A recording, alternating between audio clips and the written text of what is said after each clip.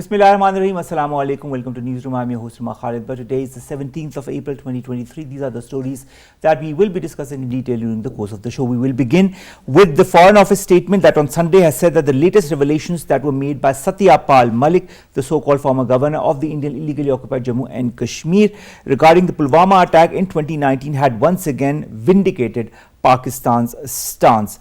In fact, the former governor has come all hands open against the BJP, against their policies, and has unearthed many realities that a lot of people in India did not know about, but of course Pakistan knew about. In February of 2019, an attack did take place on the Indian paramilitary troops in the Indian Valley that killed more than 40 soldiers. India accused Pakistan of being behind the attack from the let-go. The point fingers were pointed without any proof whatsoever, despite Pakistan having asked for any proof. The proof was never given, and of course that led to the Pulwama incident as well, with the intrusion of the Air Force from the Pakistani side and the aircraft into Pakistani territory, and we know all what happened. We know the episode of Abhinandan as well.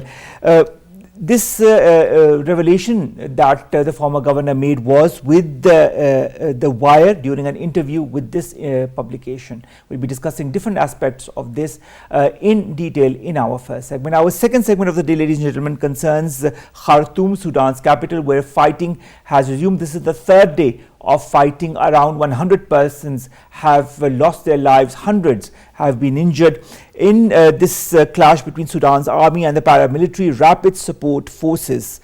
We'll be discussing different aspects of this clash, what led to it, what can be done, what will be the role of the African Union as well. And then we'll be talking about over 2,400 silk pilgrims that have come from India, have attended Baisakhi celebrations at the Gurdwara Rohri Sahib Aminabad and the Gurdwara Darbar Sahib in Kartarpur.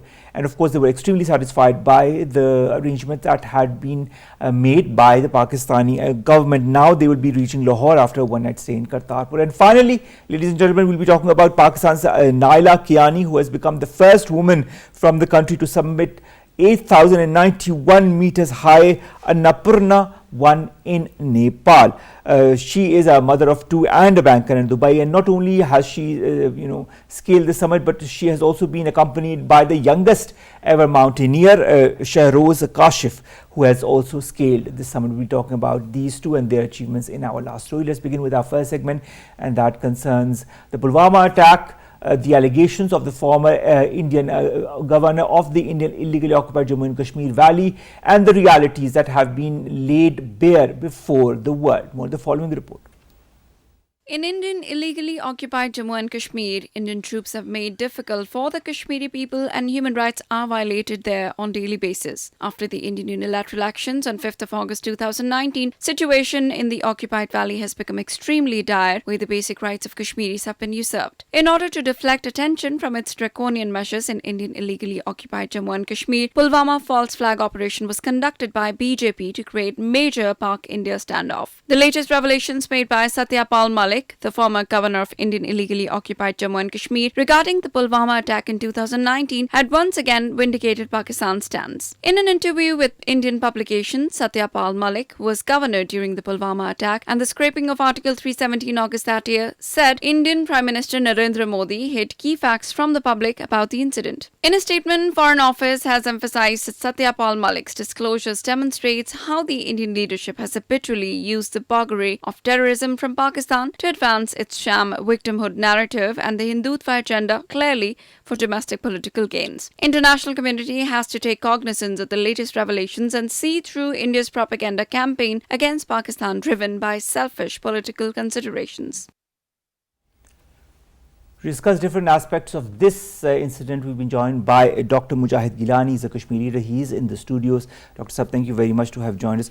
Dr. Saab, in 2019, this incident happened. Pakistan at that time also had claimed and had said that there is no proof whatsoever that it is behind it, and they had asked India to give it any proof whatsoever. That was never given to date. Now, with the revelations by the former Indian illegally occupied Jammu and Kashmir Governor Satya Pal Malik, do you see what kind of image does it portray towards the BJP, towards its leader, towards its politics and politicking, specifically keeping in mind that India is a nuclear state? Bismillah ar-Rahman ar-Rahim. Yes, Omar, you're absolutely right about it. And in fact, I would consider this that truth has finally been spoken, particularly when the people are no longer in power.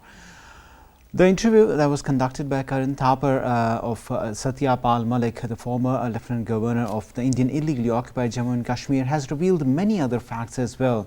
And we must understand that whenever India has tried to go with these kind of fake surgical strikes or with these kind of misadventures, they have always been busted in one way or the other.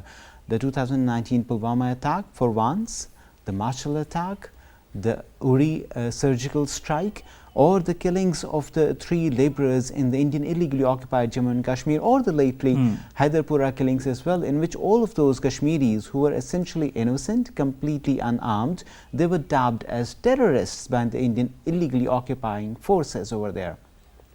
See, today as we stand and we talk about it, Satya Pal Malik in his own stature was holding the most supreme position at that point in time.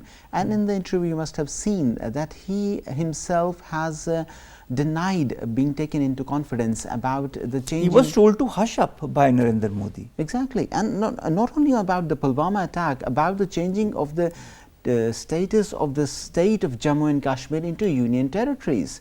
So, for once we understand that Satya Pal Malik has clearly said that the BJP current government actually favors corruption, actually favors nepotism, and actually favors a political stance against Pakistan that can essentially prosper their own political ideology, that is Hindutva.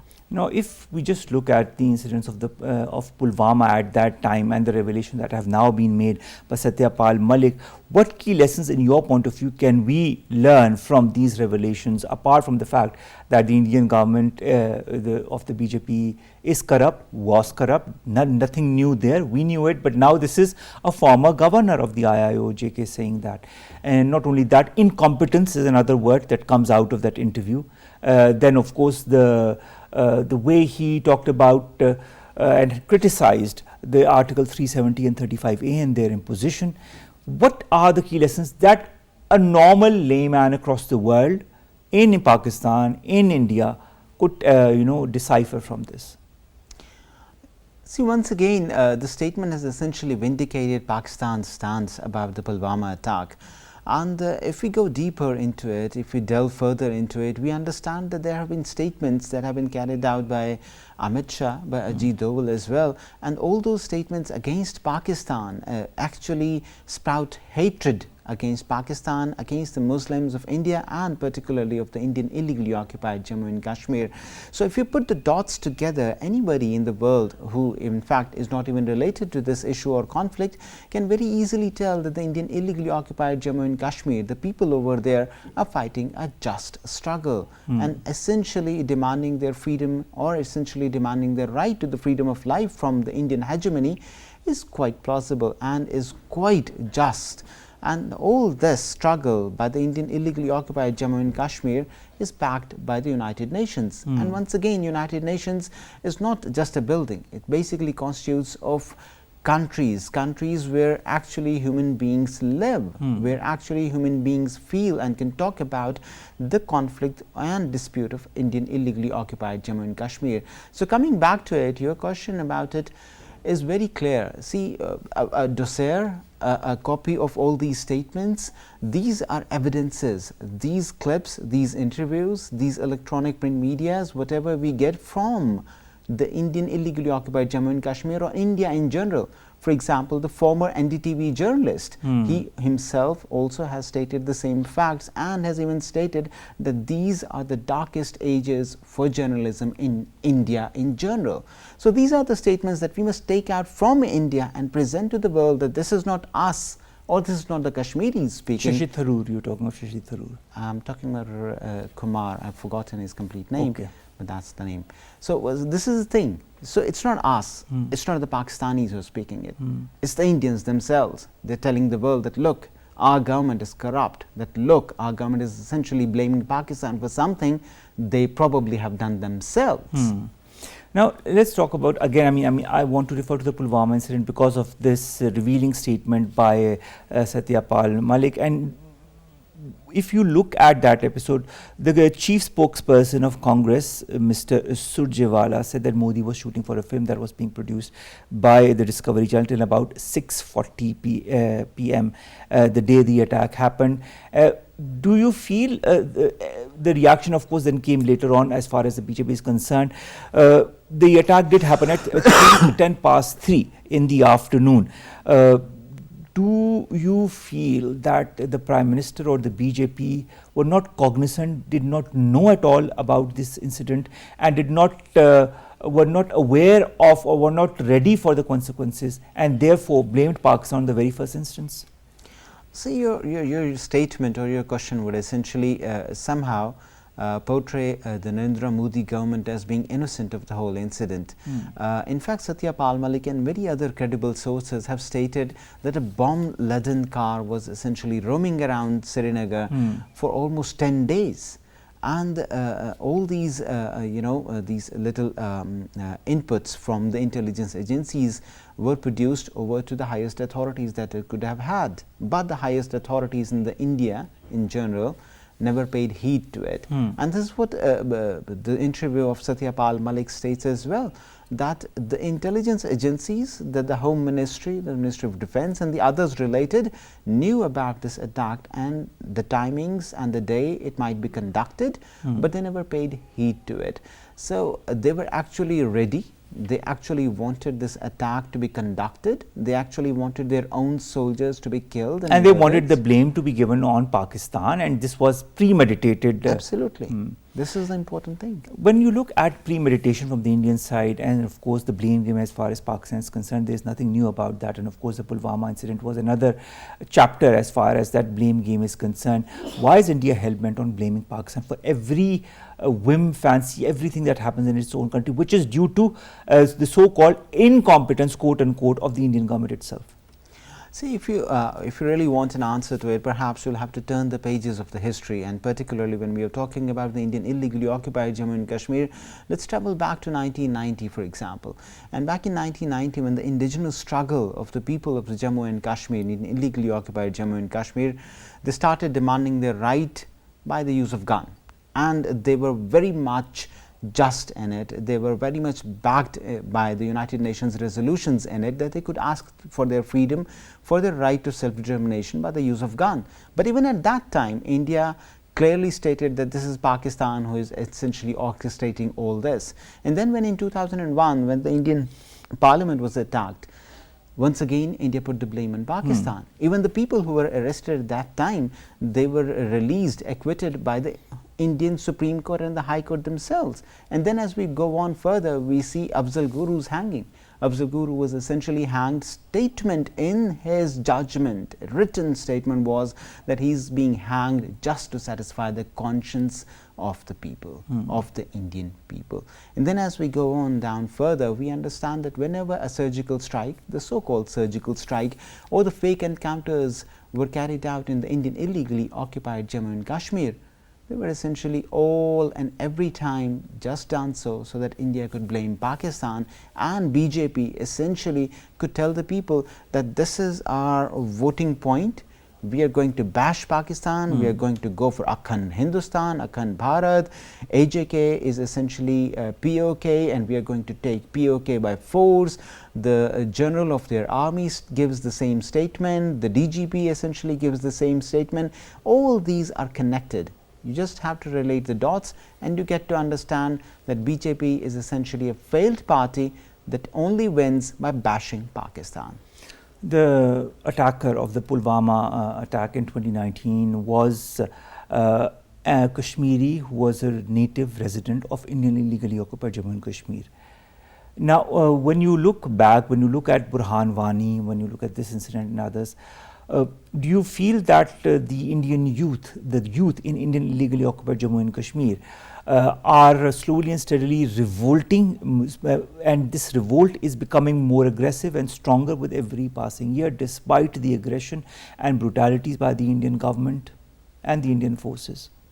See, we had a discussion just yesterday about all this with somebody. I was in a meeting about it, and the most important point that we need to understand is that the resistance against the Indian occupation by the use of gun is essentially legal and legitimate, using the international laws or the resolutions of the United Nations. So whenever, be it Adil Dar, be it Burhan Wani, be it Mannan Bashir Wani, be it any of the other resistance fighters, whatever they do is essentially legal, is essentially backed by the United Nations resolutions.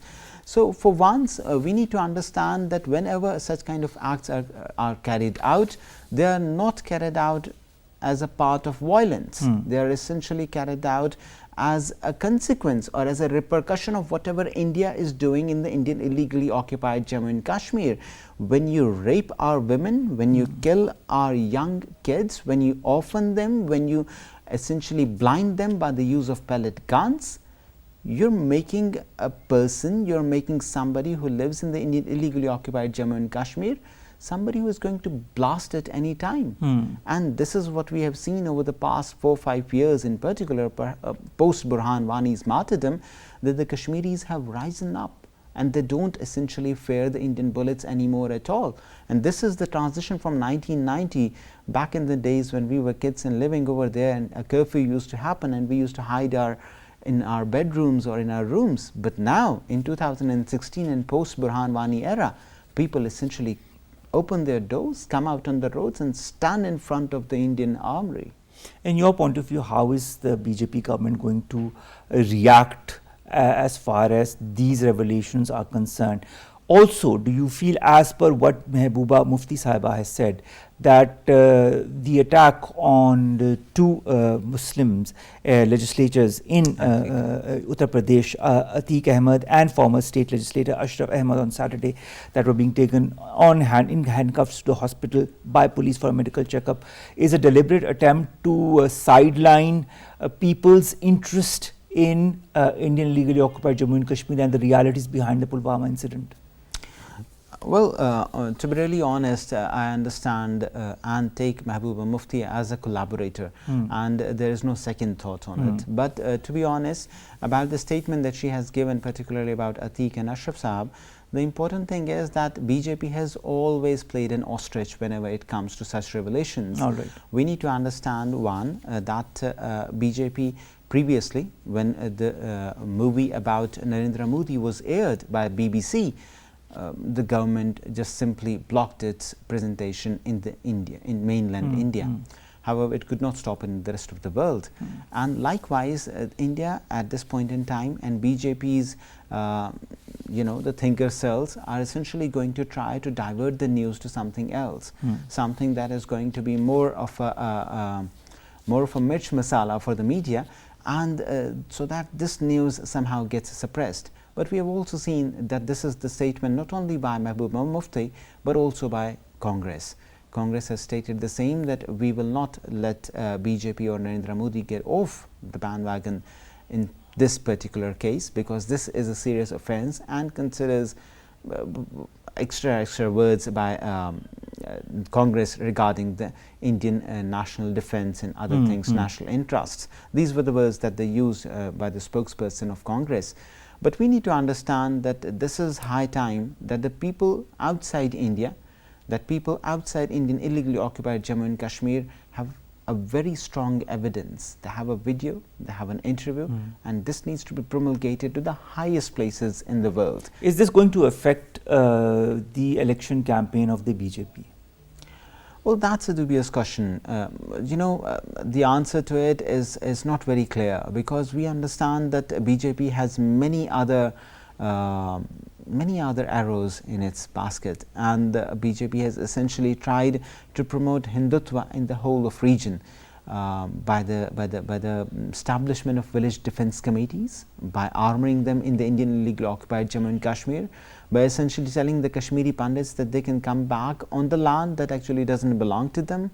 BJP has done many of these kind of things that can satisfy the inner beast of a Hindutva regime. So we need to understand that perhaps these revelations that could have casted some shadow of truth over their campaign perhaps might not do so, because in general the saffronization has become so rampant in India that the mainland India essentially now considers Pakistan as its enemy, and anybody speaking in favor of Pakistan or telling the truth or vindicating Pakistan's statement may be deemed as an enemy as well. All right, finally, Dr. Gilani, I'd like to understand.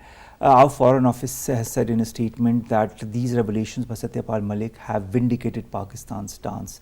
Despite this vindication, despite Pakistan having been saying since 2019 that it was not behind this, as it has not been behind other incidents that have happened in India, do you feel the world will side or take India's side, or will it understand Pakistan's perspective as well?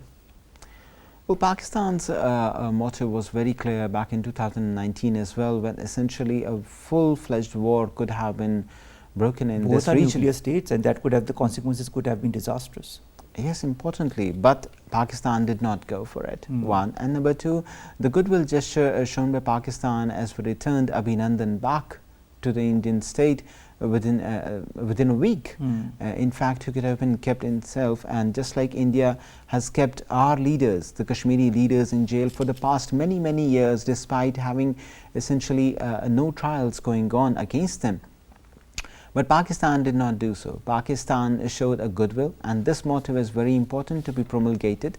Perhaps the world needs to understand that whenever Pakistan stands for something, it stands on the side of the truth. Exactly. And it stands on the right narrative.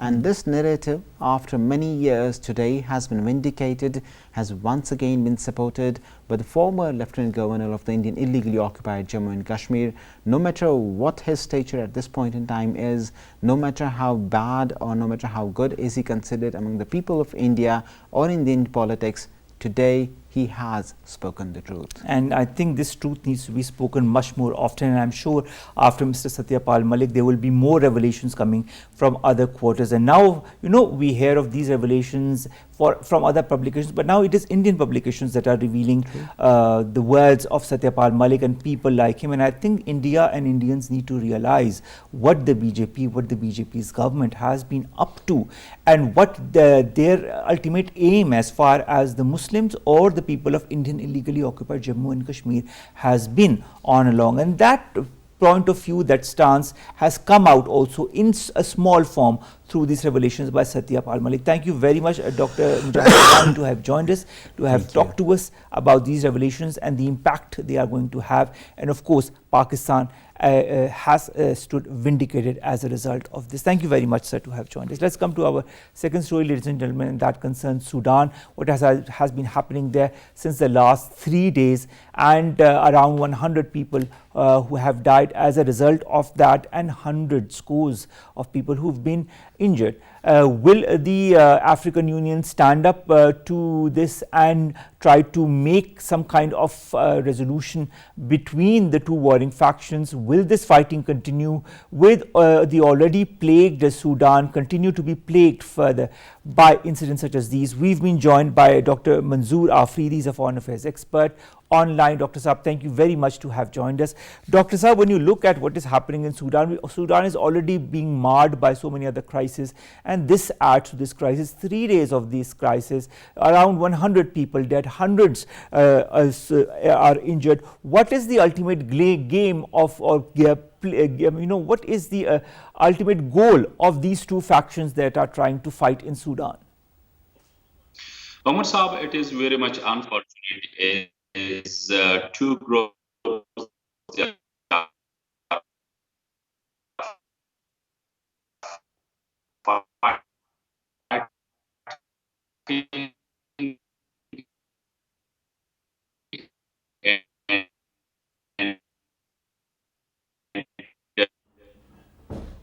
All right, some kind of a technical issue as far as Dr. Manzoor Afridi is concerned. We're trying to get over that glitch. In the meantime, let me give you a little bit of details as far as the fighting is concerned. This is the third day of the fighting between these two factions, between Sudan's army chief Abdel Fattah al-Burhan and his deputy Mohammed Hamadan Daglo, who command the powerful paramilitary rapid support forces. Now, there has been a huge appeal and an outcry within Sudan this outcry has gone to the international bodies, to the important countries that they might that need to help those who are in need. Dr. Manzoor Afridi, can you hear us properly now? Dr. Saab, can you hear us? All right. Seems that we are still in the process of trying to get a hold of Dr. Manzoor Afridi. Humanitarian needs are one of the basic needs that emanate as a result of fighting such as these. Sudan is already plagued by other issues, and the infighting between these two groups has not added to the calm in the region. In fact, has added to the misery.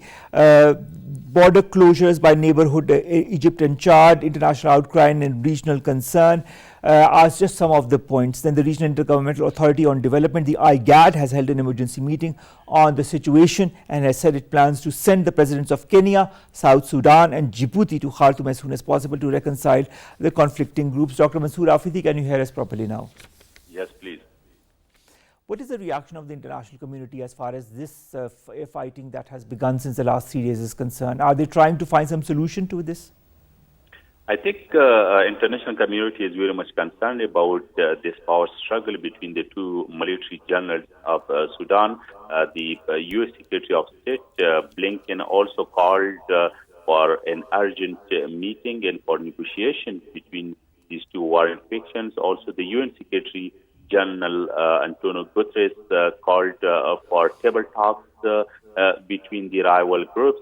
Even the neighboring countries, the Kenya and other East African states, they have called for emergency meetings to hold negotiations and to end this tension between the warring groups. Even the European Union, Russian and Chinese leaders, they have also called for table talks between the warring factions and to have a normalcy to resume there in Khartoum, in Sudan. So all these countries, the international community, international organizations, and especially the neighboring countries, they are very much concerned as it can be transformed into a full-scale war, which can again hit the already war-torn Sudan, and it can create further devastation, famine, and hunger, and also the illegal migration, which can also face, which can create challenges for its neighboring countries like Kenya, like Somalia, Ethiopia, and all these states. So I think now Sudan is not in a position to have another kind of this civil war, what it has experienced especially for the last 2 decades and in the Omar al-Bashir period. So all these countries are very much concerned. They are calling them for normalcy and to have a normalization of relations between these two rival groups and to have table talks for a more durable solution. All right. Now, what seems to be the role of the United Nations here? I think it's really important. United Nations should come forward in a more robust way to end this tension and this power struggle between these two generals, because it's a high time and the main responsibility it is on the shoulders of the United Nations Security Council to reach there not only for a humanitarian aid, but also to assist them even militarily, even if that's possible, and they are not going to de-escalate the tension. Even the military intervention, I mean, on the basis of humanity, the humanitarian intervention, there's also an option where the UN peacekeeping forces, they can play important role in this regard. The World Food Program, there's already a running over there, but now it has also been halted as the two workers and employees of this WFP, they have been killed in this situation. So it is alarming, and if it continues for 2 or 3 days more, I think it can bring more devastation. That's why United Nations, it should seriously think over it, how it can be resolved, and where there is a pressure can be developed, or even humanitarian intervention by the UN peacekeeping forces, even if that is the option. So all these options must be in the front, and it should be think by the UN Security Council. Now, this paramilitary rapid support forces, what are they and how have they evolved to become such a strong opponent to the Sudanese army? Well, this is really important. The rapid support forces, these were the forces which were created to assist the Sudanese army. And it was later, it became so much powerful that even it was given constitutional status by passing a law some few years back, and it became now very much constitutional. So even today, constitutionally, it has to assist the Sudanese army where it is needed. But now situation is very much different. That Sudan's army chief, General Fatah, and the another leader, General Muhammad Hamdan, he is heading this RSF.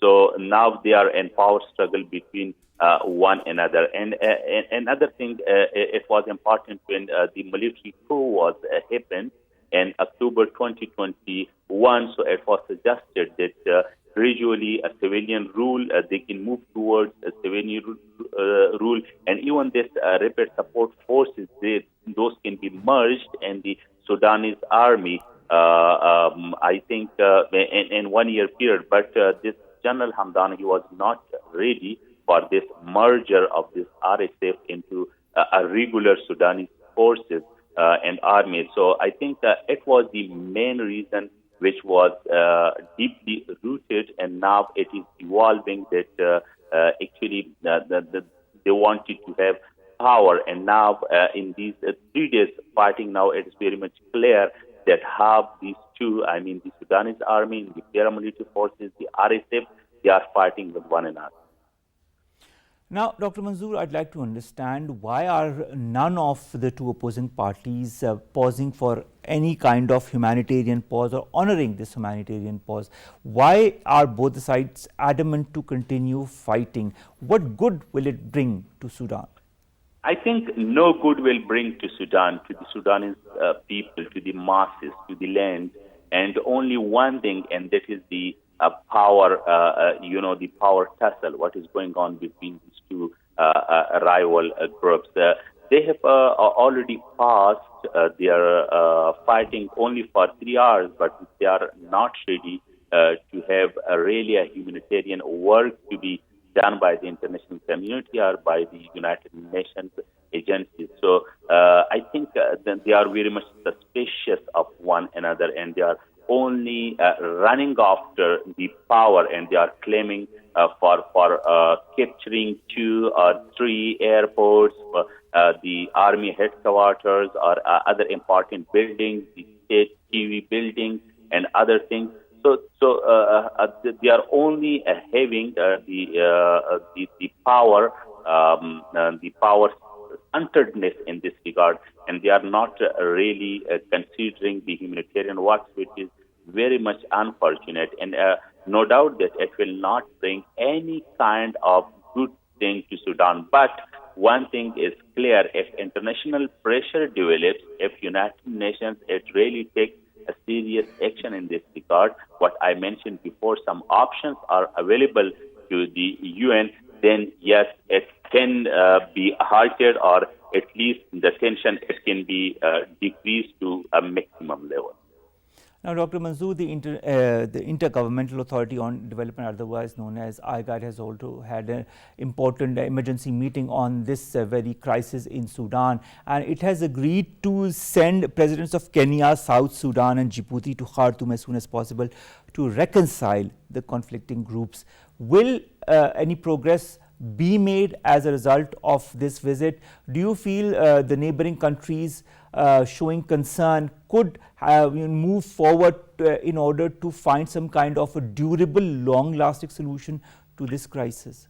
Very much possible, and we have so many examples in history, especially here in Africa, that have regional countries, they assembled at one place and they resolve, or at least they decrease the tensions among the rival groups. So again, now in case of Sudan, it's possible. Even before, if we see Sudan and Kenya, they enjoyed very cordial relations, especially in security sector. Omar al-Bashir, he frequently visited Kenya, although that on the international pressure, then there was also an arrest warrant from the Kenyan court. Then Omar al-Bashir could not visit Kenya, and it also showed the diplomatic relations between Kenya and Sudan. But it's possible that South Sudan, Djibouti, or even Kenya, they can get together and they can visit the Khartoum, and they can warn, or at least they can convince the warring factors for table talks. So it can bring some fruitful results in the situation, the backdoor diplomacy, the mediation, or the third-party role. It is very much important in international law. It also talks about it, United Nations Charter. It has also emphasized the need of the third-party or mediation role, and especially the role of the neighboring countries. So I think it can bring at least the de-escalation of these tensions between the rivals. All right, Dr. Manzoor Afridi, I'd also like to understand about a little bit about the framework agreement, a deal that was signed in December by the military as well as the political parties to pave the way for civilian rule after the October 2021 coup. Why did that not work?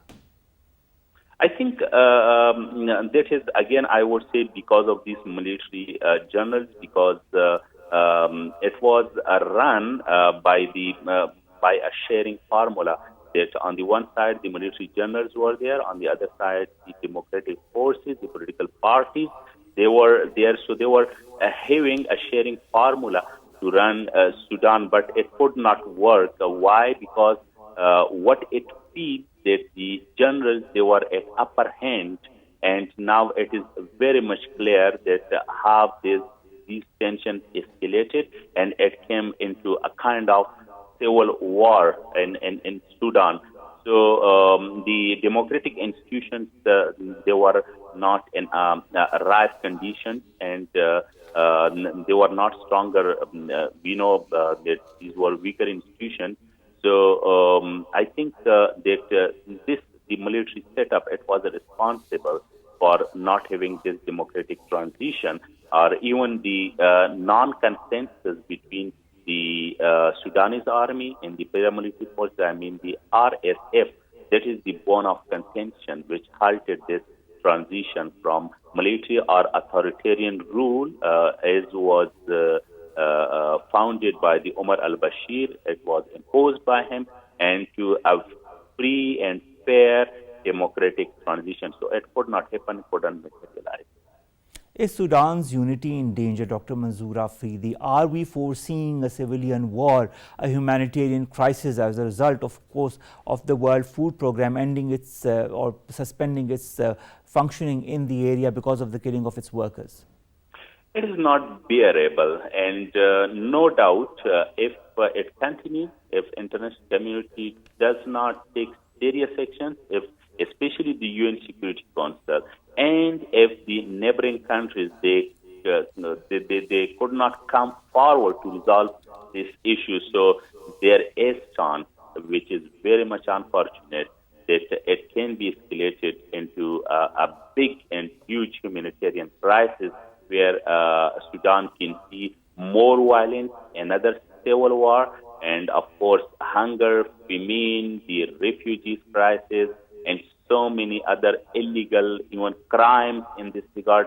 So it is very much possible if international community does not respond quickly and in emergency situations. Now, the IGAD leaders, after that emergency meeting, proposed 2 or 3 things that include the two groups to provide a safe corridor for humanitarian assistance in Khartoum and the other affected towns. Also, that a senior official would immediately travel to Sudan on a ceasefire mission. That stability in Sudan was key to the social and economic stability on the region.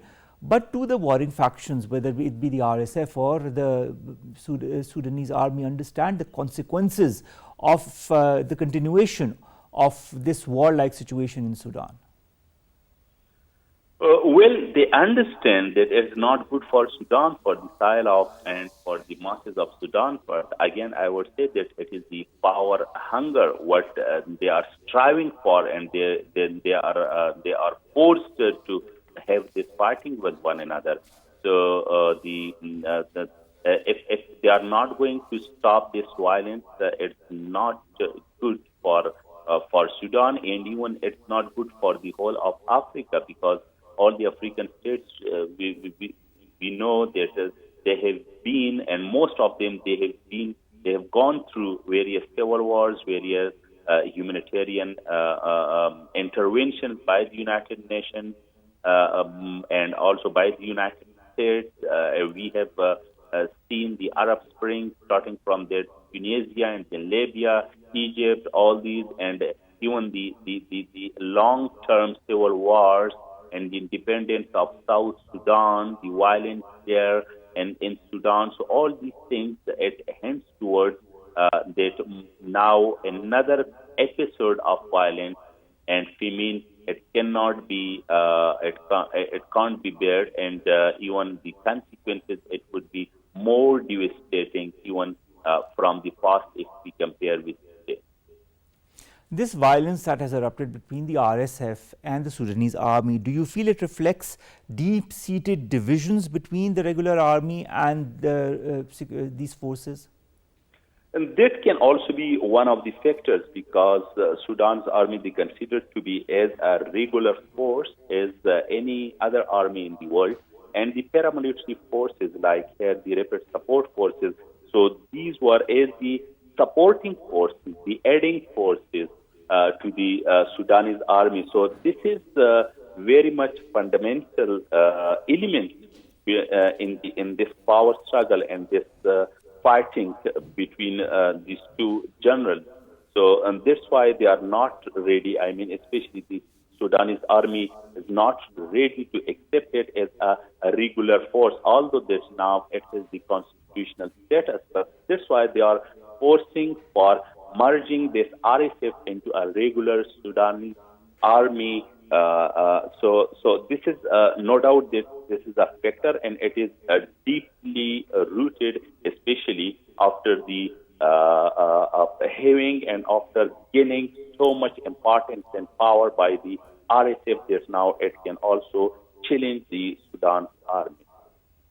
What are the ultimate intentions of the RSF in your point of view, Dr. Saab? Because of course we see the interventions by the IGAD, we see the interventions by the United States or China or other countries. We see the intervention by the African Union. Nobody wants a war-like situation to escalate in Sudan. But it is only until and unless both the sides will agree to some kind of a resolution or thaw intentions that the situation might come to a certain pause. But is the intention there?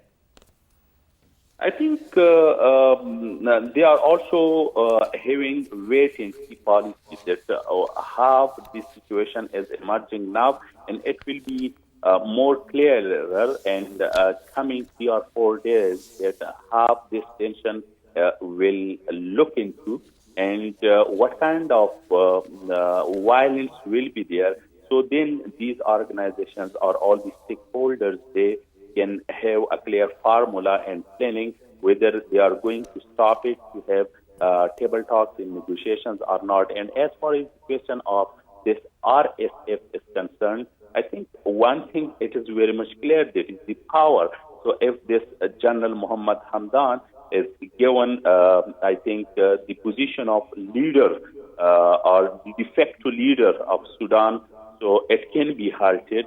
And if another general, of the Sudan Army, General Abdurrahman, if he steps down in a way that, okay, it can accept the General Hamdan's view, then it's possible that even the merging of this RSF again into a regular Sudan army, that's possible. And then the normalcy or the coming down of this tension, there's also very much possible. Let's hope for a better solution. Let's hope for better days for Sudan, and let's hope the warring faction understand the gravity of the situation if it continues. Thank you very much, Dr. Manzoor Afridi, to have joined us, to have talked to us about what is happening in Sudan and how the international bodies are extremely concerned and trying to move ahead in order to forge some kind of a thaw as far as these tensions are concerned. Let's come to our last two stories. The first concerns the Baisakhi celebrations that are occurring in Pakistan. Over 2,400 Indian Sikh pilgrims have arrived in Pakistan. They have come from India, but there are also Sikh pilgrims that are coming from many other places across the world. They did attend the Baisakhi celebration at the Gurdwara Rohri Sahib Aminabad and the Gurdwara Darbar Sahib Kartarpur. Special arrangements, as you know, as always, were made this year as well by the Pakistani side, whether it be for the security, medical accommodation and transport of the Yatris. The Evacuee Trust Property Board role has also been quite instrumental in all of this. The Sikh leaders have expressed their complete satisfaction over all the arrangements that have been made for the Pakistani side, that are made every year, and of course the Pakistan leaves no stone unturned in order for their Sikh brethren to have the Baisakhi celebrations in the utmost festive spirit. The pilgrims now are going to reach Lahore after a one-night stay in Kartarpur. All the very best for Baisakhi festival. And finally, Naila Kiani, ladies and gentlemen, becomes the first Pakistani woman to summit the world's 10th highest mountain. That is the 8,091 meters high Annapurna 1 in Nepal. Now, a little bit about Kiani, who is a mother of two and a banker in Dubai, but of course, as you know, where there's a will, there's always a way. This is what she did. She reached the top of the world's 10th highest mountain on Monday morning between 6:30 a.m. and 7 a.m. She has scaled Annapurna 1 along with Pakistani mountaineer Shahroz Kashif, who has also become the youngest mountaineer in order to scale this peak. The six-member team included two Pakistanis and India's Arjun Vajpayee. Naila had earlier, she has also submitted the Gasherbrum 2 in 2021, Gasherbrum 1 and K2 in July of 2022. All the very best, Naila. Congratulations, and congratulations for making Pakistan proud, as well as for Shahroz as well. All the very best. With that, we come to an end of today's newsroom. We'll see you inshallah tomorrow with news stories and segments that pertain to you and Pakistan. Till then, stay tuned to PTV World. Allah Hafiz.